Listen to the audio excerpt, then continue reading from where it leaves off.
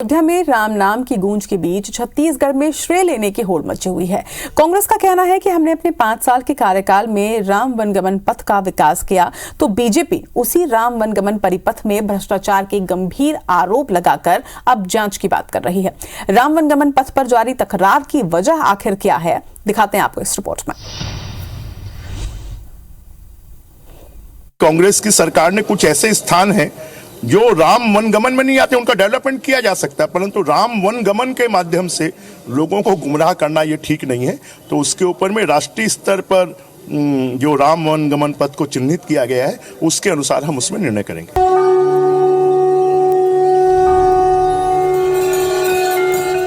प्रदेश में कांग्रेस सरकार के समय अक्सर इस बात पर बहस गरमाती रही कि राम के नाम पर किसने किया असल काम। कांग्रेसियों का दावा रहा है कि उन्होंने राम के ननिहाल छत्तीसगढ़ में राम वनगमन पथ पर काम किया। तब विपक्ष में रहते हुए बीजेपी ने बार बार प्रोजेक्ट में गलत जगहों के चयन, गड़बड़ियों और भ्रष्टाचार के आरोप लगाए। अब सत्ता बदल चुकी है। प्रदेश की मौजूदा साय सरकार ने तय किया कि राम वनगमन पथ प्रोजेक्ट की जांच करवाई जाएगी। सीएम विष्णुदेव साय ने दो टूक कहा कि पुरानी सरकार की कई योजनाओं में गड़बड़ियां हैं, उन सब की जांच करवाकर दोषियों पर कार्रवाई करेंगे।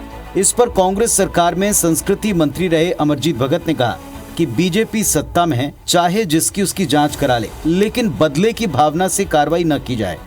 राम वनगमन पर्यटन परिपथ था, करोड़ों रुपए खर्च किए गए हैं, तो क्या लगता है सर उस पर भी कुछ इस तरह की भ्रष्टाचार?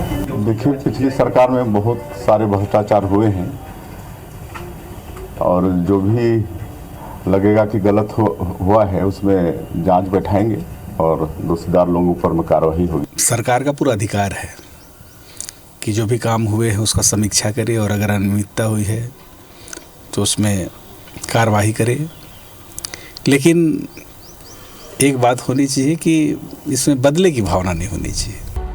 वहीं कैबिनेट मंत्री केदार कश्यप ने कांग्रेसियों को भगवान राम के अस्तित्व पर प्रश्न चिन्ह लगाने वाली पार्टी बताते हुए जमकर घेरा। तो डिप्टी सीएम अरुण साव ने कांग्रेस को राम के नाम पर दिखावा करने वाला दल बताया और नसीहत दी कि कांग्रेसी अब सोचें कि वो कहां हैं। पलटवार में पूर्व विधायक और वरिष्ठ कांग्रेसी नेता सत्यनारायण शर्मा ने कहा कि अयोध्या का राम मंदिर सबके सहयोग से बन रहा है, किसी पार्टी विशेष के फंड से नहीं। भगवान राम के नाम पर ये दिखावा करते हैं, ये स्पष्ट हो रहा है जिस प्रकार से कांग्रेस का रुख है।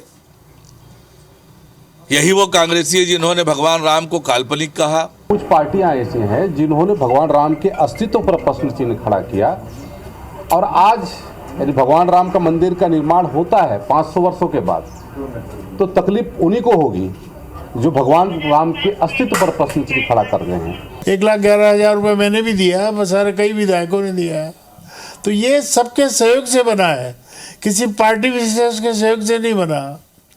तो ये कहना इसको इवेंट के रूप में नहीं करना चाहिए। राम वनगमन परिपथ प्रोजेक्ट कांग्रेस की भूपेश सरकार की फ्लैगशिप योजना रही है। कांग्रेस सरकार ने छत्तीसगढ़ में वनवास काल में जहां जहां से राम गुजरे, उनमें से कुछ चुनिंदा स्थानों को वनगमन परिपथ में शामिल किया। इसके तहत कोरिया के सीतामढ़ी हरचौका से लेकर सुकमा के रामाराम तक कुल 2260 किलोमीटर के रूट पर कुल 9 प्रमुख स्थानों को चिन्हित कर प्रभु श्री राम की भव्य मूर्तियां लगाई, सड़क मार्ग का विकास किया। दरअसल ऐसा कर प्रदेश की भूपेश बघेल सरकार ने राम के नाम पर बीजेपी के एकाधिकार को तोड़ने का प्रयास किया।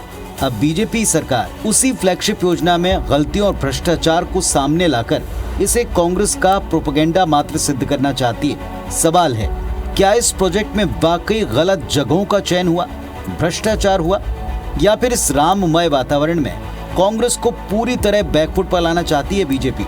राजेश मिश्रा के साथ सौरभ सिंह परिहार, IBC 24 रायपुर।